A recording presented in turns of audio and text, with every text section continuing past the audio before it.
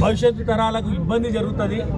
Already KCR గారి government దాదాపు 13-14 వేల ఎకరాలు ఫార్మా సిటీ కొరకు ఆల్రెడీ సేకరించి పెట్టినారు.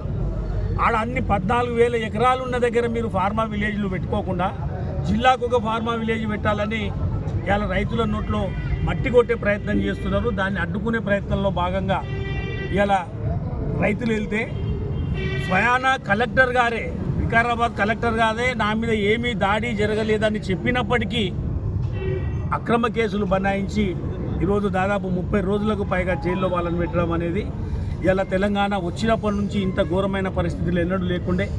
ఇలా కేసీఆర్ గారి నాయకత్వంలో నిజంగా ఈ జిల్లాలో ప్రాజెక్టులు నిర్మించినాం.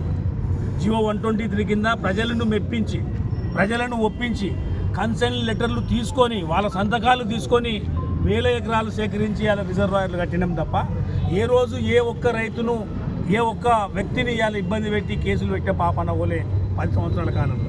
కానీ ఈ 10 నెలల కాలంలో, సంవత్సర కాలంలో ఎన్ని నిర్బంధాలు, ఎన్ని కక్ష సాధింపులు, ఎన్ని కేసులు, ఒక పాలన చాతగాని ముఖ్యమంత్రి చేస్తున్న పాలన లాగానే ఉంది తప్ప ప్రజలకు ఇచ్చిన హామీలు నెరవేర్చలేక ఏదైతే 6 గ్యారెంటీలు చెప్పి 13 హామీలు ఉన్నాయో, ఒరిజినల్గా 420 హామీలు ఉన్నాయో ఆ హామీలను ఏ ఒక్కటి నెరవేర్చకపోగా ప్రజల మైండ్ డైవర్షన్ చేసే క్రమంలో భాగంగానే ప్రతి నెల ఒక కొత్త యాక్షన్కి కొత్త రూపకల్పన చేస్తూ దాన్ని ముందరికి తీసుకుపోయి టైంపాస్ చేస్తున్న క్రమమే తప్ప ఈ సంవత్సర కాలంలో ఏం చేసింది ఈ ప్రభుత్వం అంటే గుండు సున్నా తెలంగాణ ప్రజలకు తప్ప తెలంగాణ ప్రజలకు మేలు చేసే ఏ ఒక్క కార్యక్రమాన్ని ఇయ్యాలటి వరకు ఈ ప్రభుత్వం తీసుకోలేదు.